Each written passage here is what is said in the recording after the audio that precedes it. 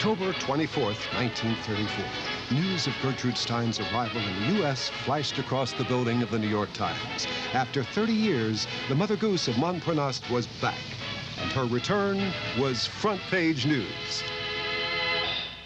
Joseph Alsop, covering her lecture tour, said, "She variously pleased, mystified, and infuriated her audience. The truth is that with Miss Stein, there is never a dull moment."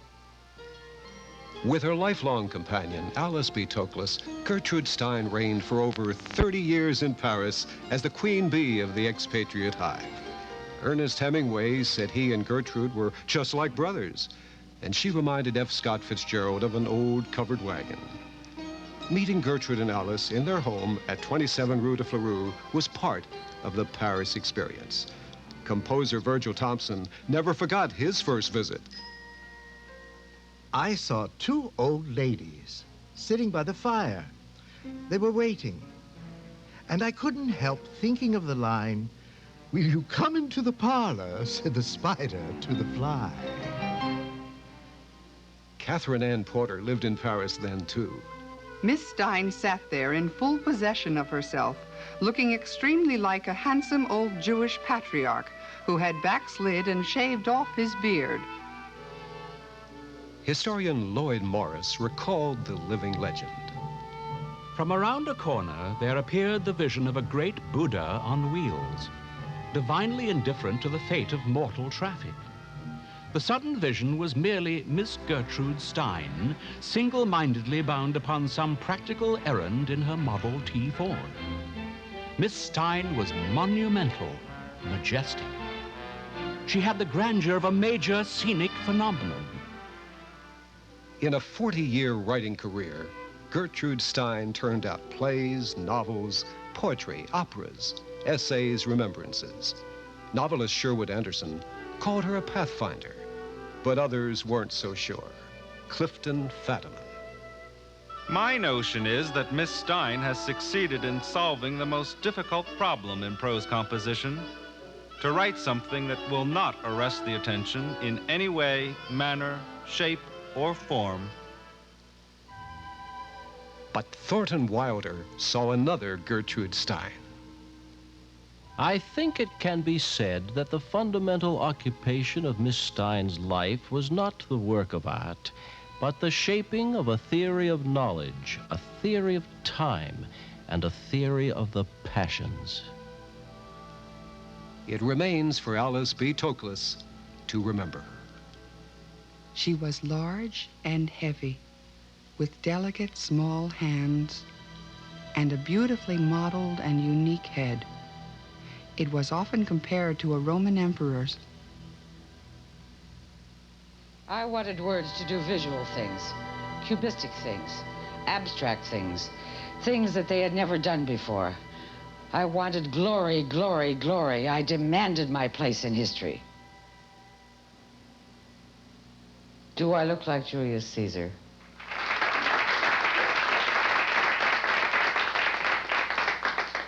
Well, I know a great deal about American literature. I know almost nothing about my family. And so, of course, I am here to speak to you about my family.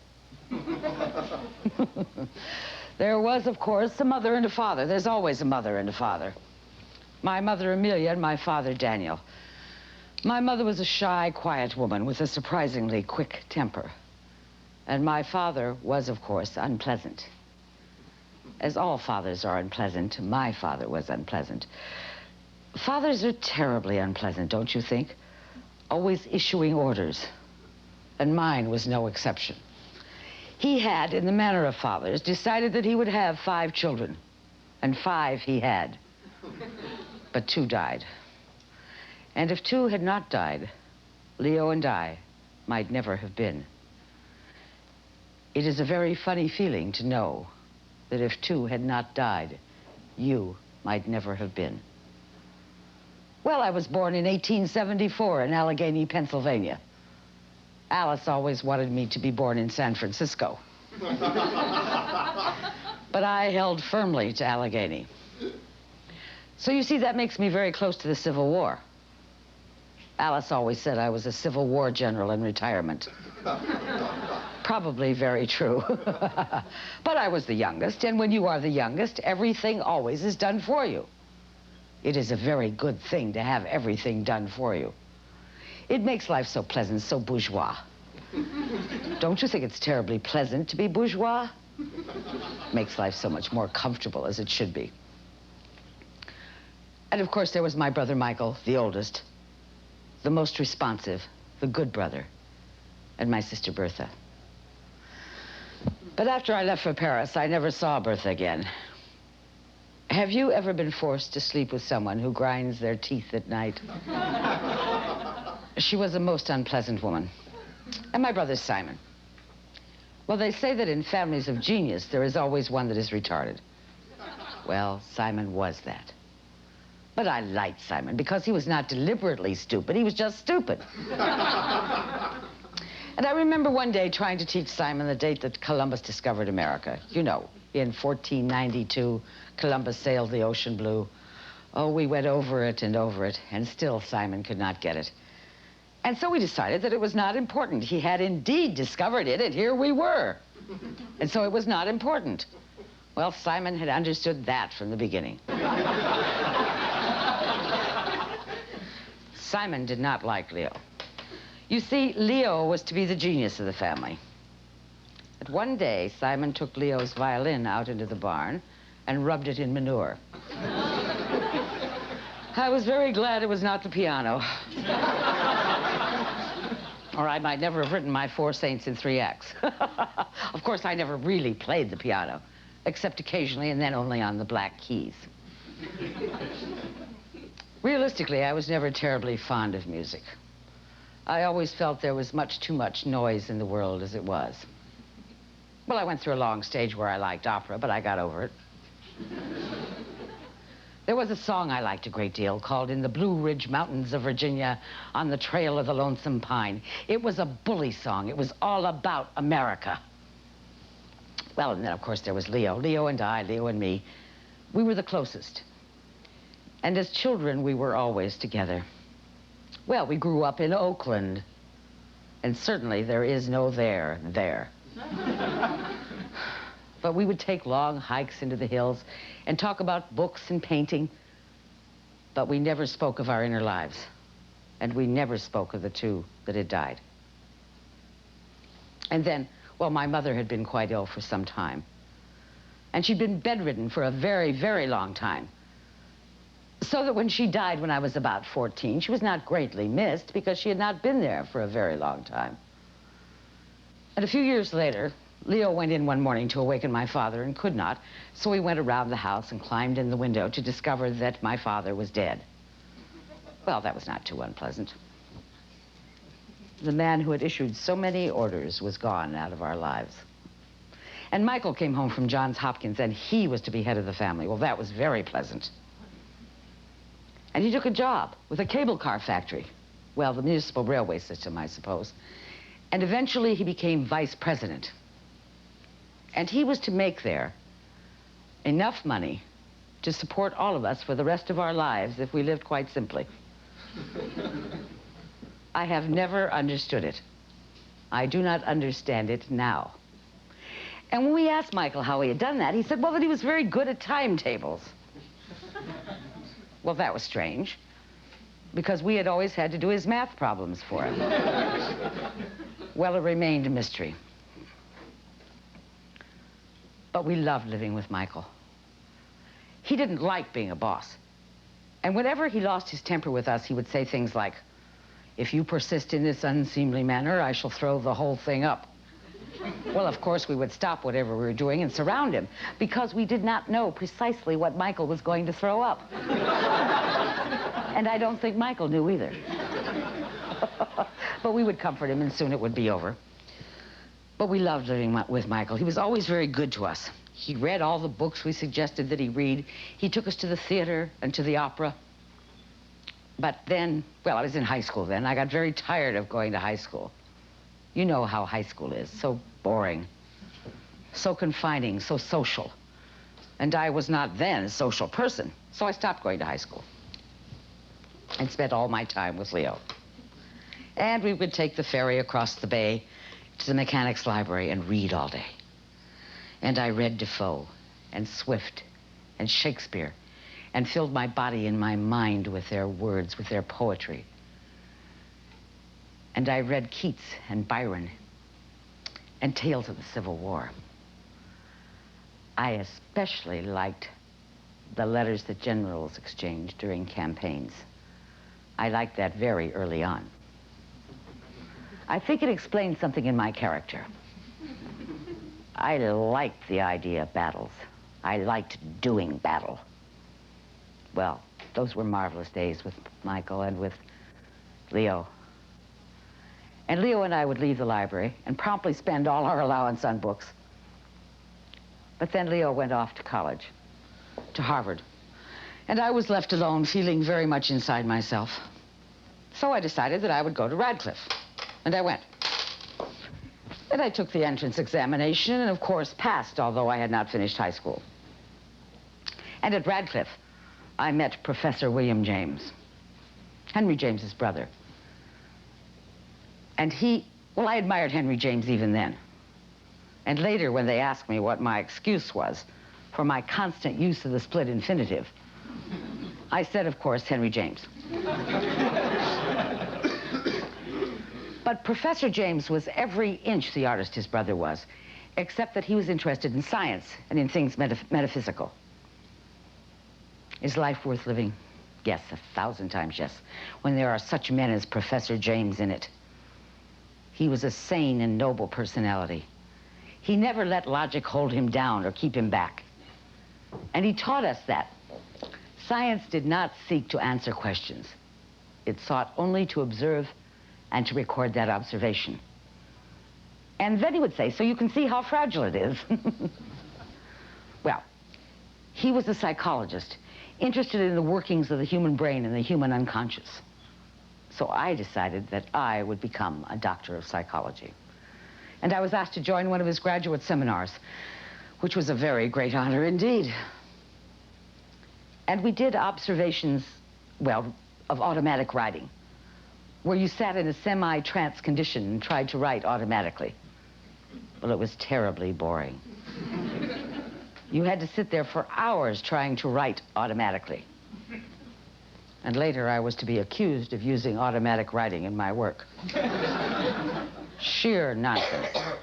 Nothing that comes out of you is automatic. And besides, I brought all the weight of my intelligence to bear on my work. But I think Professor James was quite like France.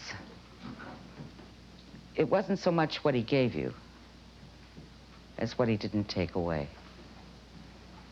He blew the door of my mind right off its hinges, and it's been wide open ever since. Well, I think it was the first time I ever made contact with a first-rate mind. And although I had one of my own, I didn't know it then. Well, I took up boxing at Cambridge. To lose weight, sensible, isn't it? If you want to lose weight, you must do something fairly gymnastic. And I liked the idea of boxing for women. And I smoked cigars, but I didn't like the taste of them. And worse still, I didn't like the smell of them on my breath afterwards, so I stopped smoking cigars. And I rode my bicycle around Cambridge, and I made a few friends. But I was beginning to get terribly bored with my studies. So one day at an examination, I wrote Professor James a note, and I said, "Dear Professor James, I do not feel in the least like taking an examination today," and left. And Professor James wrote me the next day, and he said, "Dear Miss Stein, I know just how you feel," and gave me the highest grade in the class. But of course, I was still determined to be a doctor of psychology, so I had to prepare for medicine. So I went to Baltimore to join Leo, who was already at Johns Hopkins studying biology. Those were good years at Hopkins. Baltimore, that sleepy, dreamy city. I don't think there was anything you could do to make it loud. And you could sit on the porch in the evenings and listen to soft voices of the Negroes and the voices of the street Arabs as they led their horse-drawn carts crying out, "Strawberries." But then I delivered some children in the Negro quarter of Baltimore. I had not seen that before. It was surprising. And I think it was then that I got my idea for the Melanchthus section of 3 Lives. Well, and at Hopkins, I met Dr. Clarabelle Cohn. She was the medical doctor doing experimental work at Hopkins. She was a remarkable woman. Dr. Cohn always had things her way. And she was to have them her way until she died. I think that's why I liked her. Well, Dr. Cohn would go to the theater and take 2 seats, one for herself and one for her packages. And one for her sister Etta further back. She and her sister Etta lived together all their lives. And if they were traveling and Dr. Cohn was not comfortable, she would awaken Etta in the middle of the night and say, "Etta, get up, we are moving." And if Etta protested, Dr. Cohn would say, "Etta, one moment of my life is as important to me as the next, and I do not intend to be uncomfortable one moment of it. And I am uncomfortable now, and so we are moving." And Etta would have to get up and move them. Oh, I liked her. And Etta seemed to be quite fond of me. But I didn't notice it then.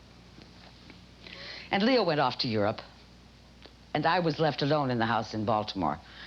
A house like every other house in Baltimore that looks like a row of dominoes that might be knocked over by a guilty child. And I had a servant, Lena, who later became the Lena of 3 Lives. But it was then that I met the woman with whom I was to fall in love. May Bookstaver. It was a terrible time. I did not know that I had such strange feelings in me. I did not know that I was an odd one. I did not know that I had unnatural feelings for women. And there was no one I could say it to. I couldn't say to my brother, "I think I am losing my mind. I have unnatural feelings for women." I couldn't say that. So I thought it.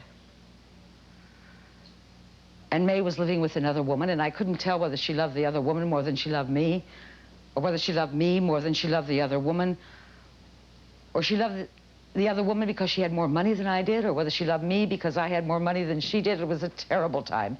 And it went on, that awful threesome, for months. But it was then that I began to write.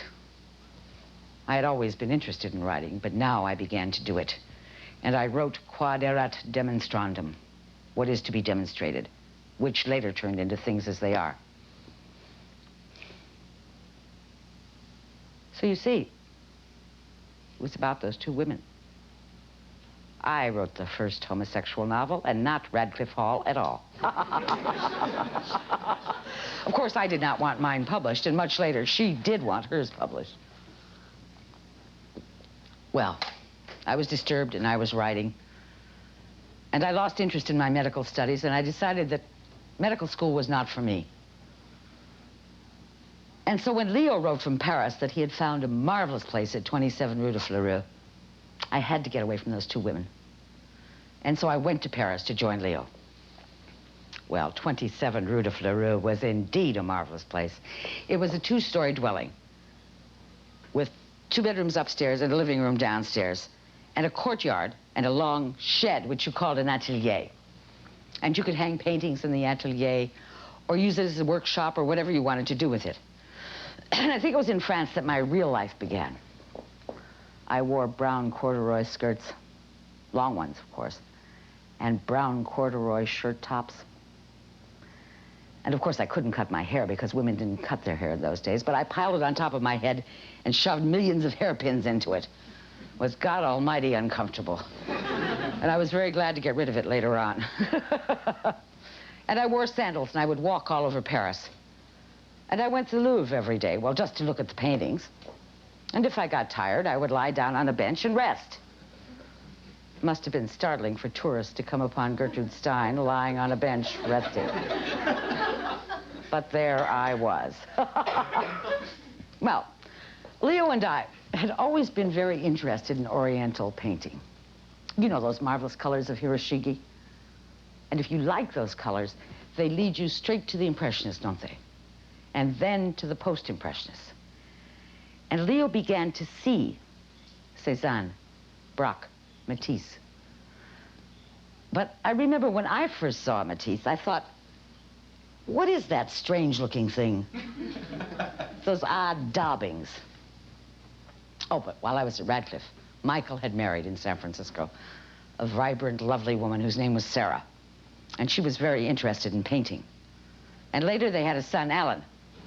And it was now that they chose to come to Paris to stay. And so at last, all the Steins were in Paris. And Sarah was very interested in Matisse. And as I got to know Matisse better, I came to understand his work a little bit better. And I saw that you could decentralize a theme. That you could have no theme at all. That you could have a bottle and a glass, and that it could just be a bottle and a glass. And how did the sun affect that bottle? And how did the sun affect that glass? And that you did not need a frame for the canvas. Well, it interested me. We all love Matisse. And we called him cher maître, dear master. Except our serving woman, Eileen. She did not like Matisse. And when I asked her what the trouble was, she said, well, a Frenchman shouldn't stay to dinner when he isn't asked. And he especially should not stay to dinner when he asks the servant beforehand what is for dinner. And so she would do things to embarrass Matisse. I did not know that the French did that to each other then, but she would serve him scrambled eggs. Well, that was a terrible insult. You served a souffle or an omelet, but never scrambled eggs. No. Matisse was a prim-looking little man. He looked like a doctor with little gold spectacles. And he had a wife with a face like a horse. And when I said that later, he got very angry. But then one day, I heard that there was a young Spanish painter living at the Bateau Lavoie, painting some very strange things indeed. Well, that interested me. So I went up to the Bateau Lavoie and met Pablo Picasso and saw for the first time the Demoiselle d'Avignon.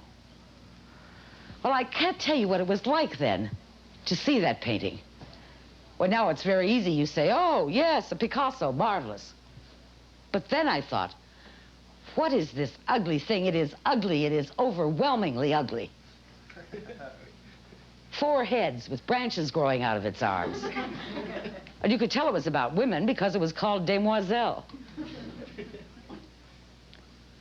Well, Picasso said, you know, it is very easy for someone to make something beautiful when they know where they are going. But when you begin something, you are forced to make it ugly because you do not know where you are going. Well, that sounded sensible.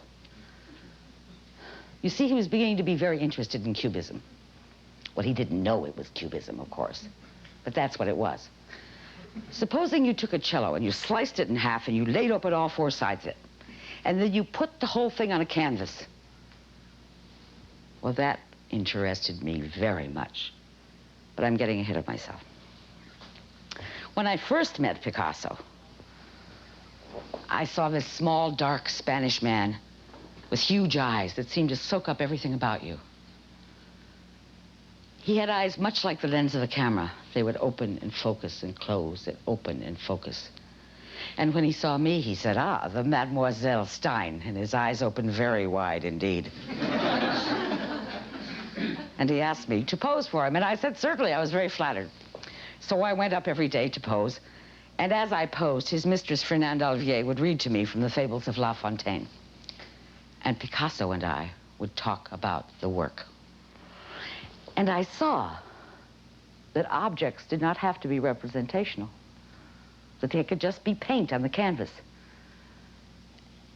and that you could open space. Well, that interested me more and more. And I would go home at night and try to do with words what Picasso was doing with paint. I remember once I wrote a profile of Picasso. I don't think I ever showed it to him. Well, perhaps after it was published. Would he like it if I told him? Would he like it, would Napoleon? Would he like it if I told him? Would he like it, would Napoleon? No, he most certainly would not. Picasso was every inch the little general, and he always painted in shorts. He was mad about American comics, especially the Katzenjammer kids. He and his mistress. And they had terrible fights with me in the middle. And I was always very glad when they resolved it because I didn't know which one to give them to. Well, American comics were very popular in France in those days. And the sittings went on for months. And Picasso said he could not finish the face. He didn't know why, he simply couldn't. And so he painted out the face and went off for the summer. Well, that's what you did in France in those days. You went off for the summer. And when he came back, he sat down and immediately painted in the face. And we took it over to 27 Rue de Fleurus, and Braque hung it because he was a giant of a man, and he hung all the paintings. And everyone looked at it, and they said, "But it does not look like her." And Picasso said, "It will."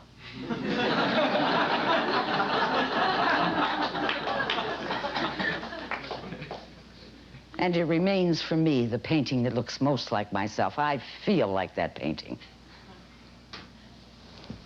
Well, by then Leo and I had quite a collection of art.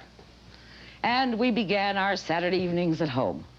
And Leo would go on and hold forth about painting and books. And even the Duncans. Well, the Duncans were in town then. You remember the Duncans, Isidore and Raymond. Well, they had been our neighbors in Oakland, and it was strange we'd never known them there, because we moved in utterly different social circles. But they were an odd-looking bunch, done up in Greek costumes, with Greek sandals wrapped high on their legs. And Isadora never walked. She danced, or what was in her mind's eye a close approximation of dancing. You see, she had never been formally trained, so she would spin and whirl and twirl, but she was a great innovator. But we never saw much of them. They were, well, carnival people. And then Etta Cohn came to Paris, and I showed her the work. I don't know why. I'd never shown it to anyone before. I suppose because she seemed to be so terribly interested in me.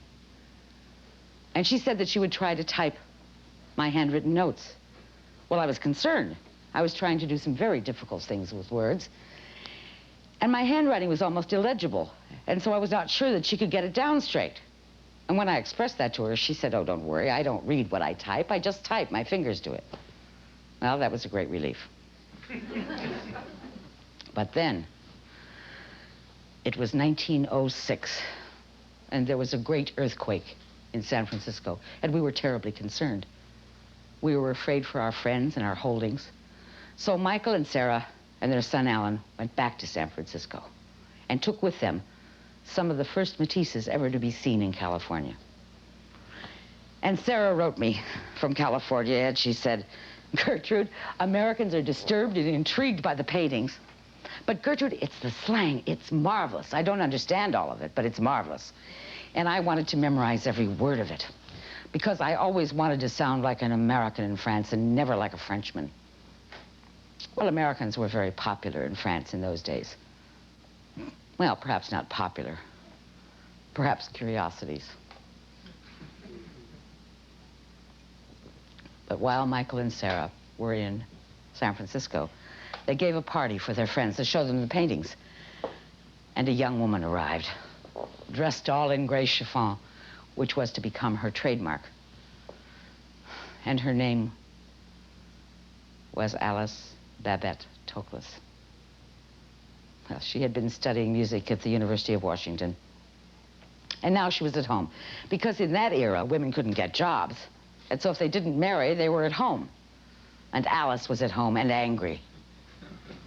She was taking care of a much, much younger brother and an elderly father, and she felt like a servant in the house.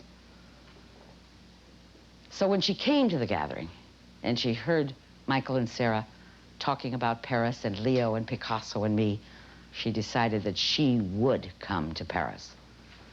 And her friend Harriet Levy was coming. And then a miracle happened. She got a small inheritance. And her father gave his consent, because he could see, of course, by that time, that Alice was not going to marry. And so she and Harriet Levy came to France. And Harriet Levy told me a very strange story. She said that while they were crossing the continent on the train, that she was in the Pullman section of the train, and Alice was still in their compartment, and she saw Alice's cherry-colored corset go by the window. And she said, "Alice, was that your cherry-colored corset I just saw go by the window?" And Alice wouldn't answer her. When I asked Alice later on, she wouldn't answer me either. Very strange. Very unlike Miss Toklas. Well, there were always mysteries. But she came to one of our Saturday nights, and she said she was disturbed, and she was looking at the paintings. She was very disturbed by them. And Picasso came up to her, and he said, "Ah, the Miss Toklas, with gold earrings and small feet like a gypsy dancer. Do you not think that I look quite like your President Lincoln?" Well, she said she had thought many things that night, but certainly not that Picasso looked like President Lincoln. Oh, Picasso was terribly disappointed. He'd even combed his hair like Lincoln's. But she said that she had met many important people, but she was to meet only 3 geniuses. And each time she met a genius, a bell deep within her rang.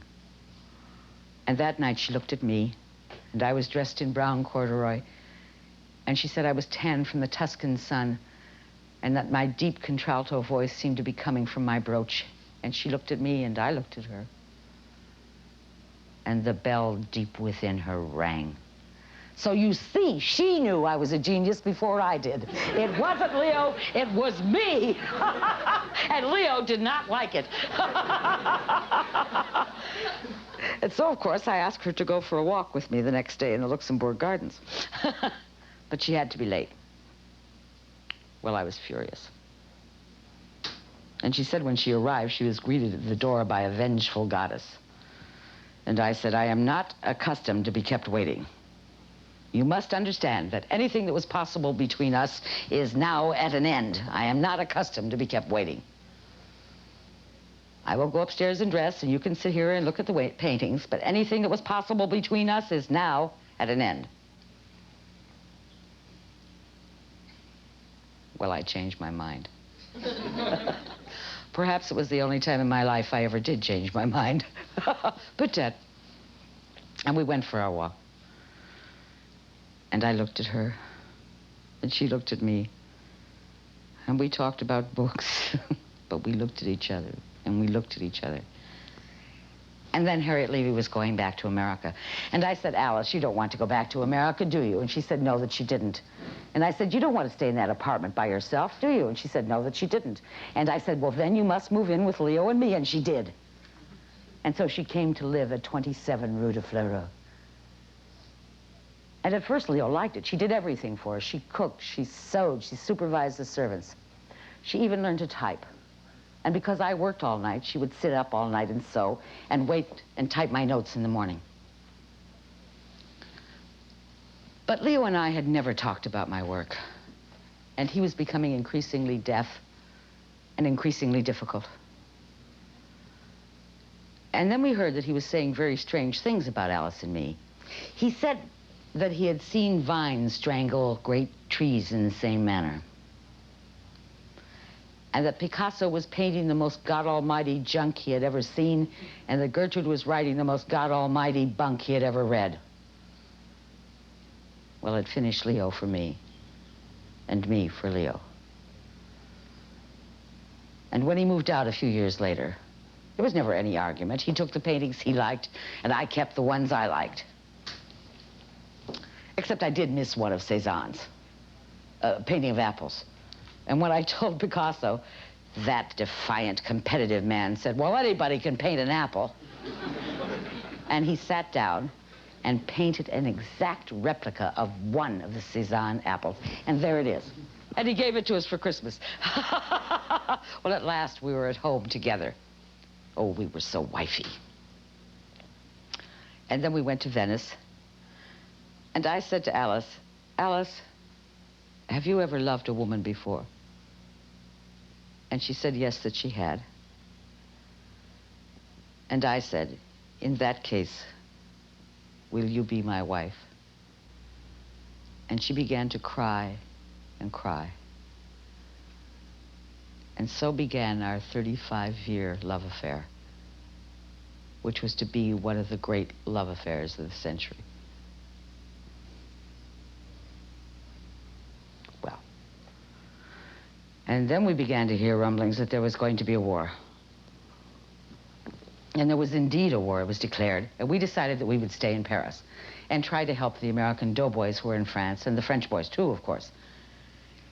And so we joined the American Fund for French Wounded, but they were short of vehicles.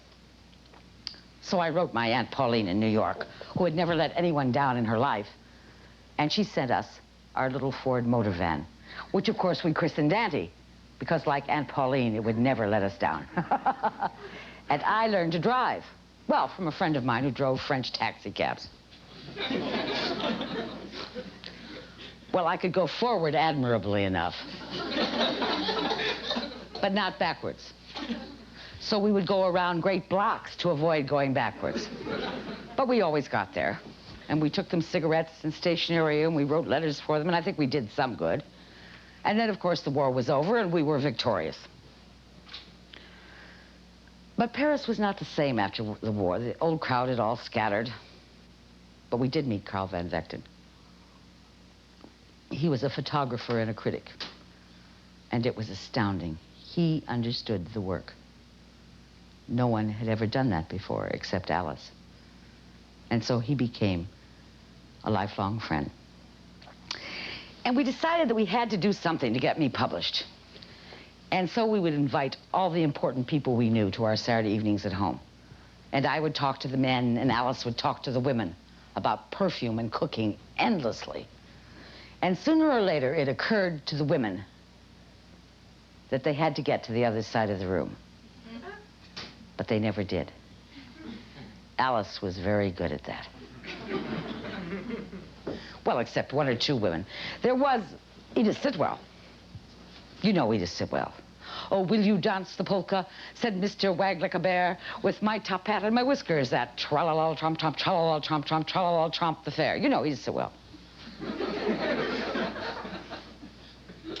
She had the most noble, aristocratic nose I have ever seen. Besides, she liked my work. And then it was the 20s, and droves of young writers and artists began arriving from America. And I met Sherwood Anderson, and he understood the work. He was an established novelist by now. He had written Winesburg, Ohio. And he was to become a lifetime friend, possibly because he never disagreed with me. Well, what was there to disagree about? And we heard that a new bookstore had opened in Paris called Shakespeare and Company.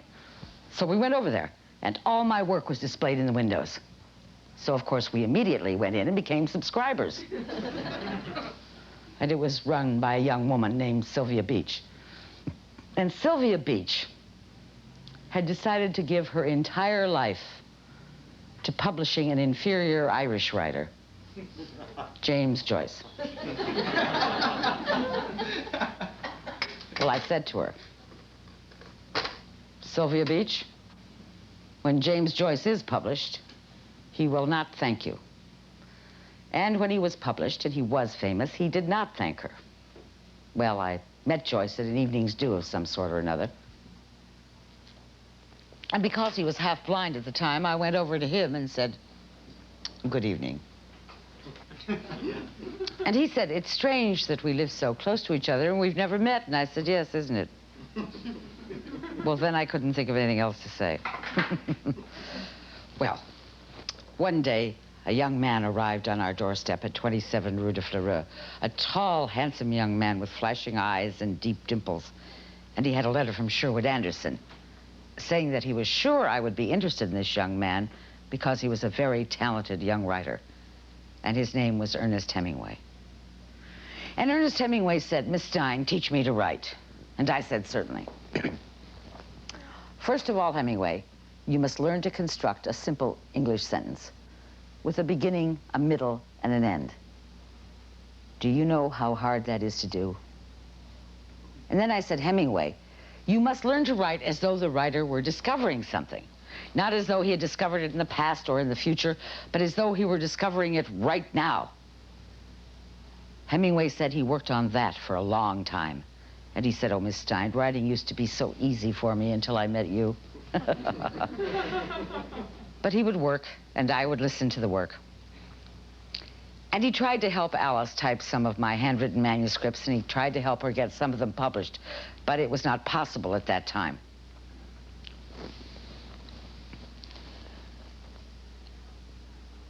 And Alice did not like Hemingway. She said, "What does he want?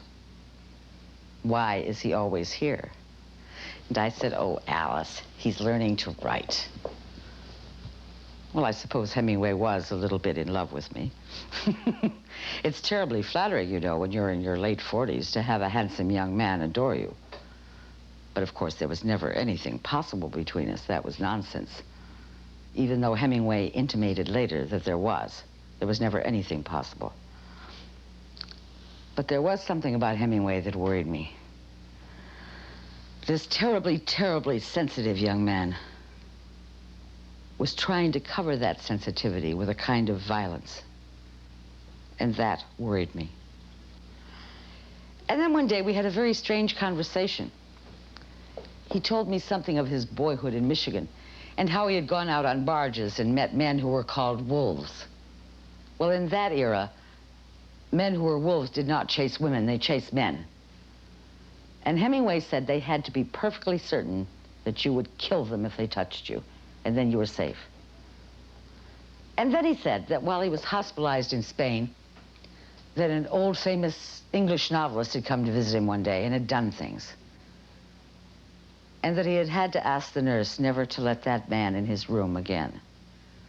And I said, "Oh, Hemingway, it is perfectly obvious. You must pity that man.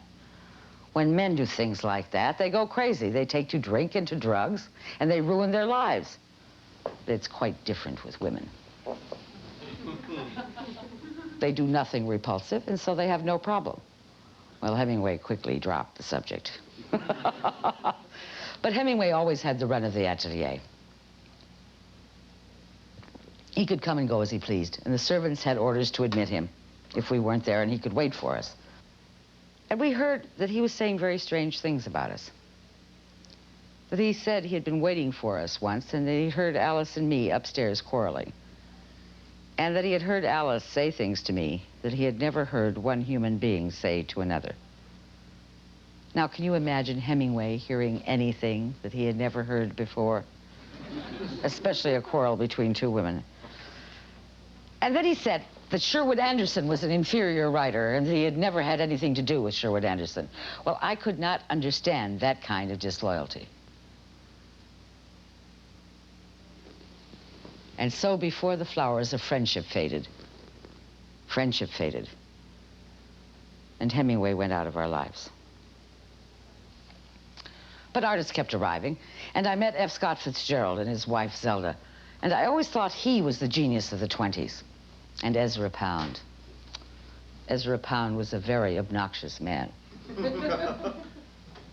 Ezra Pound was a village explainer, which is excellent if you are a village, and not if you're not. And we had lights installed at 27 Rue de Fleureux, and a telephone. It was very exciting. And of course, Alice always answered the telephone. I never did. So one day, Pound called up, and he said, could he come over? And Alice said, "I'm terribly sorry, Mr. Pound, but at this season of the year, Miss Stein and I are terribly busy gathering wildflowers." And that was the end of Ezra Pound. But living in Paris at that time was this beautiful, rich lesbian whose name was Natalie Barney. And she gave great parties for all lesbians, of course. And the women would come dressed in velvet breeches with lace cuffs and wearing monocles. Oh, they looked marvelous. And they even had, at one of the parties, Lady Godiva, a woman riding a horse stark naked, covered with jewels. Well, every lesbian in Paris was in love with her. And she was in love with a great number of them. But we didn't have much that. I didn't want to be associated with them. We were much too bourgeois for that sort of thing. But Well, no one ever came into our house who smoked marijuana. And no one ever came into our house drunk. But then one day I said to Alice, Alice, you know, I am tired of all of this hair. I want it cut off, all of it. And so she began in the morning, and she cut all day until it was almost dark. And we were apprehensive. We didn't know how it looked. But Carl Van Vechten came in, and he said, oh, she looks just like Julius Caesar. Well, that was wonderful. Bully, it was just what I wanted. And then, I think, yes, there was a young composer living in Paris, and his name was Virgil Thompson.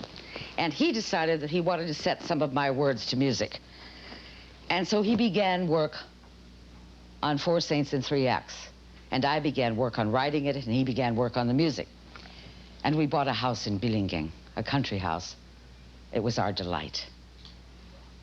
And we bought a standard white poodle, who we called Basket,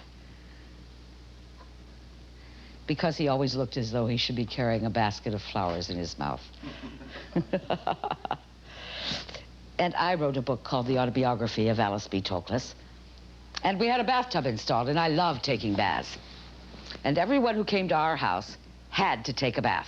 I demanded it. Well, they were a little frightened at first because it had this great water heater attached to the front of it. But once they got used to it, I think they liked it.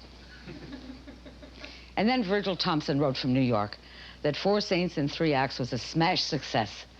And he had done it all with cellophane sets and Negroes singing the parts of the Spanish saints. And the autobiography of Alice B. Toklas was published, and it was an overnight sensation. And at last, I was famous. At last, Le Gua. Well, I'd never had any money of my own before. And then an agent approached me. And he wanted me to come and lecture in America. Well, I didn't know if anyone would come to hear me lecture, but I said certainly if I could bring Miss Toklas and Basket. Well, that put him off for a while. But then our friends wrote. And Carl Van Vechten said, of course, you must come. And Bennett Cerf said, please come. And Virgil Thompson said, come. And so we decided to embark on the great adventure. And we got on board the SS Champlain. Well, it was 1934, and I had not been in America in over 30 years. But when we got to America, all our friends came out to meet us, and the reporters interviewed us in my stateroom. And Alice came to the door and said, baby, it's time your little friends were leaving. Well, they were startled, but they left. And we went to our hotel, and the room was covered with yellow roses, my favorite flower. And we went for a walk in New York. And you know that sign that goes around the New York Times building? It said, Gerty Gerty Gerty Stein is back, back, back. Well, I was delighted. And people came up to me on the street and said, good evening, Miss Stein. How did they know me? They didn't know my work, but they knew me. And Natalie Barney was in New York at the time, and she said, Gertrude, you must not launch out into traffic the way you do. You're going to get killed. And I said, nonsense. They all know who I am, and they're all taking care of me. And they were. And then we went to Chicago, of course, to begin the lecture tour. And, well, it worked. And I remember one young man said to me, Miss Stein, why don't you write as you speak? And I said, really? Would you expect to have Keats to luncheon and make some perfectly inane comment and have him respond with Ode to a Nightingale? Now listen, I am no fool. I know that you don't go around in everyday life saying a rose is a rose is a rose. I am no fool.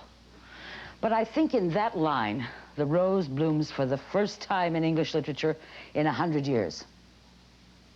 Well, I liked the students and they liked me. And then we went to Hollywood. And I always liked mystery stories. And so when they asked me who I wanted to meet, I said, of course, Dashiell Hammett. Well, they couldn't find Hammett's phone number. And so they sent him a telegram, and it arrived on April Fool's Day. Well, can you imagine Dashiell Hammett getting a telegram on April Fool's Day that said, Gertrude Stein would like to have dinner with you? Well, he said he didn't know whether to believe it or not, but he said he'd come if he could bring Lillian Hellman. And I said, certainly. But I didn't know who she was, so I didn't pay any attention to her. And we met Charlie Chaplin, and I got to tell him how fine I thought his work was. And Mary Pickford.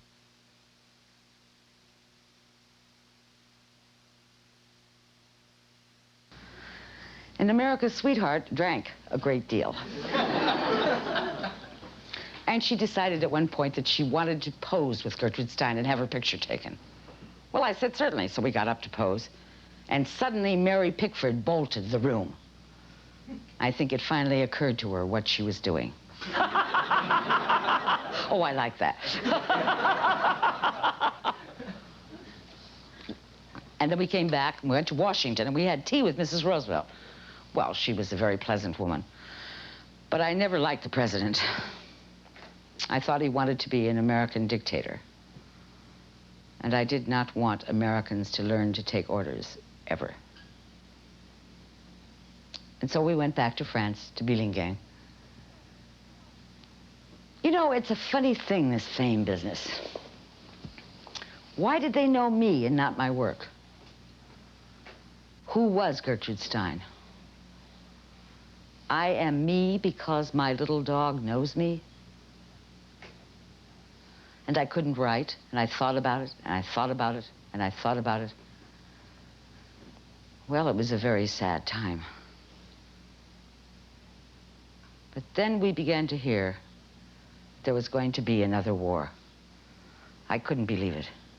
It was impossible. And even when Claire Booth Luce told me, Gertrude, there is most certainly going to be another war, I couldn't believe it. Well, Hitler was only a German. He could only take orders. And Mussolini might be a little more dangerous, but he wouldn't do anything. I was sure of it. But then war was declared. And I took to my bed in sorrow. But we were terribly frightened. We didn't know what to do. Whether to go to Switzerland, or go to America, or to stay where we were. Well, one day I was in the village, and I talked to the mayor of Billingen, and he said, Miss Stein, in times of trouble, it is always best to stay where you have friends. And so we decided that we would stay in Billingen. And we went back to Paris and tried to pack the paintings, but it was a hopeless task. And we sent some of my manuscripts to Carl van Vechten in New York. But we finally took only the Picasso portrait with us, and we went back to Billingen, where we spent the 5 years of the war, there in Toulouse. And it was a long, hard time of waiting and of hoping, where you had to walk miles to get some flour or a piece of butter, if you got anything at all. And then one day, some Nazi soldiers were quartered in our house. Well, I have never been so terrified in my life. You see, we were both Jews living in France. And there could be terrible consequences for us if they found out. And so Alice and I did not speak. They spoke only to the servants, so that they couldn't hear our American accents. But thank God they left the next day. And I have never been so terrified in my life. And then we began to hear through the Maquis, through the French underground, that the war was over. And I went into the village one day and saw an American GI sitting in a Jeep. And I went up to him and I said, "Are you an American?" And he said, "Yes, he was." And I said, "Well, lead me to the rest of them." And words like Pittsburgh and Denver and Utah were music in my ears. And I had to meet Americans, and I had to have them in my house. And there were lots of reporters, of course, including Eric Severide, but you don't count them. But they took me to broadcast to America. And I said, I am so happy to be talking to Americans today. The bells are ringing all over France, and people are calling me, congratulating me on my birthday, which it isn't, but we know what they mean. It is a funny thing, this liberty business. It is more important than food or money or drink or friendship or anything in God's world. I, who lived under the Nazi heel for 5 years, can tell you that. And now, thanks to the land of my birth and the land of my adoption. We are free. Long live America. Long live the United Nations. Long live liberty. I am so happy to be talking to Americans today. Well, then we went back to Paris, and all the memories of our youth were still there. All the paintings were still there. It was a miracle. Not one of them had been touched. There were some objects missing, but none of the paintings. And Picasso was there, and we hugged each other. And I had to see GIs, and more GIs, and more GIs. And I went to Germany with GIs. And I began to write a book called Brucey and Willie, all about GIs, which was a return to my former sort of naturalism. But then I got sick. And so Alice took me to the American hospital in Paris. And they said that it was cancer of the uterus. And the young surgeon said I would have to have surgery immediately. But the older surgeon said, no, she's too old to have surgery. I was 72. But the young surgeon said, when you give your word to a woman of Miss Stein's caliber, you do not go back on it. And so Alice wheeled me into surgery. And she said, Gertrude, what are the answers? And I said, in that case, what are the questions?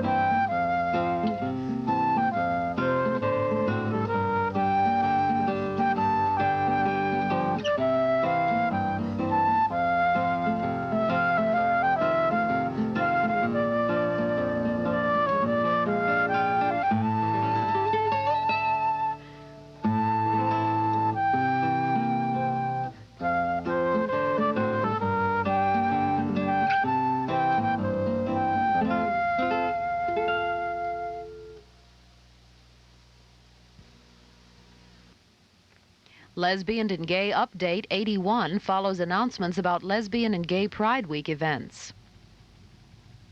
The 13 presentation of Gerty Gerty Gerty